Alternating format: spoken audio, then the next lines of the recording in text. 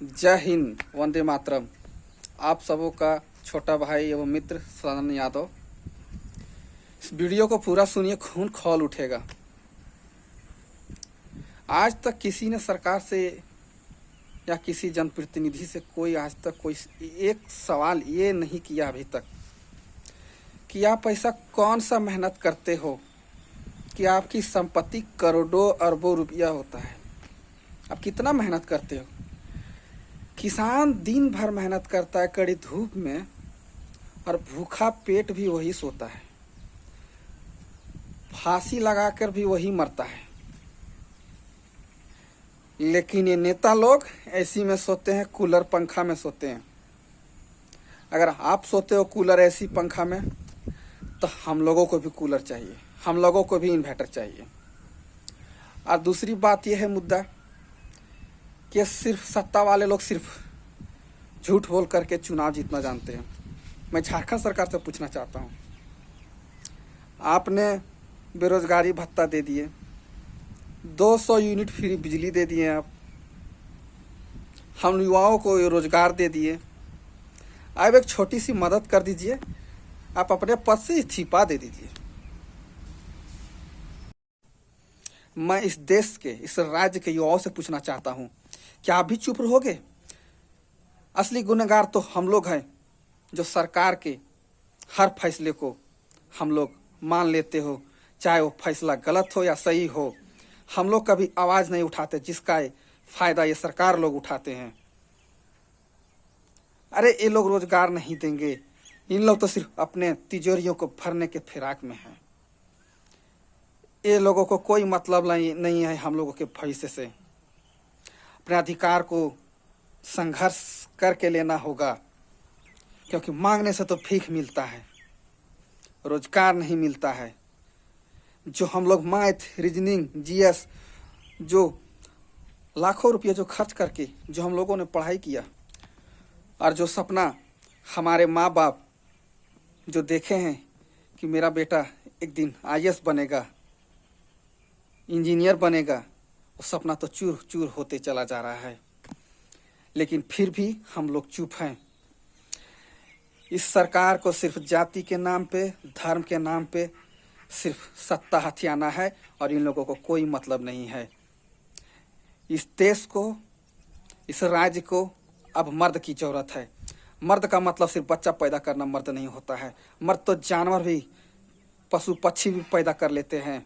अरे मर्द तो उसे कहते हैं, मर्द भगत सिंह को कहते हैं, चंद्रशेखर आजाद को कहते हैं, राजगुरु को कहते हैं, जो इस देश को आज़ादी दिलवाने के लिए, इस अंग्रेजों के चंगुल से आज़ादी दिलवाने के लिए हंसते हंसते फांसी पे लटक गए। इसे मर्द कहते हैं। इस देश को आज़ाद करवाने के लिए लाखों लोग अपनी जान की कुर्बानी दे दिए, लेकिन हम लोग एक छोटी सी आंदोलन नहीं कर सकते हैं। इस प्रशासन के 4 दंड तक क्या पड़ जाती है कि हम लोग घर में सो जाते हैं। सिर्फ रोजगार दो चिल्लाने से नहीं होता है। अरे चिल्लाते तो कुत्ते भी हैं, मन करता है तो लोग अनाज रोटी देते हैं, नहीं तो कुत्ता चिल्लाता रहता है। हम लोग इस देश के भविष्य हैं। इस देश को कोई बचाने वाला है तो सिर्फ युवा लोग।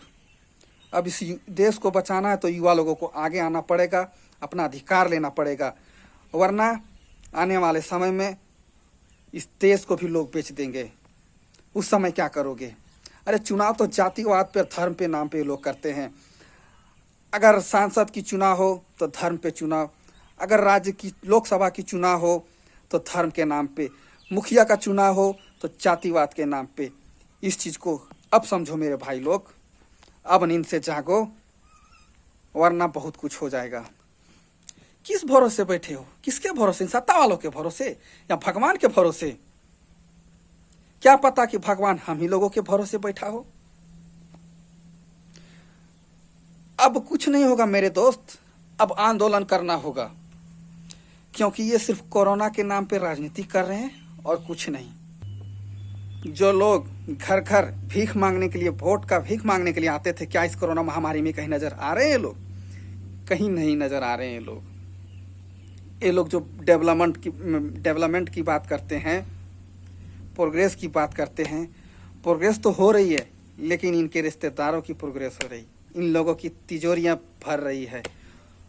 हम लोग सिर्फ भूखे मर रहे हैं। इन लोग तब तक नहीं सुनते हैं जब तक कोई युवा फांसी ना लगा ले, कोई किसान आत्महत्या ना कर ले, तब तक इन लोगों को कोई मतलब नहीं है।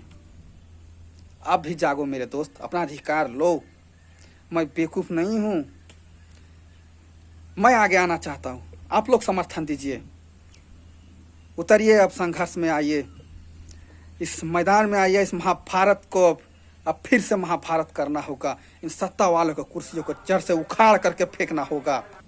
इस सरकार को क्या पता है बेरोजगारी क्या होती है। अरे लॉकडाउन लगा दिया, ठेला वाला भूखा मर रहा है, टोकरी में सब्जी बेचने वाला मर रहा है, जिम बंद कर दिए हो, ब्यूटी पार्लर बंद कर दिए हो, छोटा छोटा दुकान बंद कर दिए हो। अरे ईंट भट्ठों में काम करने वाले मजदूर भी मर रहे हैं भूखे। क्या सरकार आ रहा है यहाँ पे देखने के लिए? इन लोगों को क्या मतलब? इन लोगों के घर में तो नोटों की बंडल पड़ी हुई है। बड़ा आसान है, घर में रहिए, सुरक्षित रहिए। ये बात वो लोग बोलते हैं जिनके घरों में बोरियों में भर भर के अनाज पड़ा है और नोटों की बंडल है। अरे उसे पता है जिसके घर में एक फैमिली लोग, एक उस परिवार में एक कमाने वाला है, उसे पता चलता है कि बेरोजगारी क्या होता है। इस सरकार को क्या मतलब है? बस दोस्त, अब जागो और आओ, अब संघर्ष करो, अपने अधिकार की लड़ाई लड़ो। जय हिंद।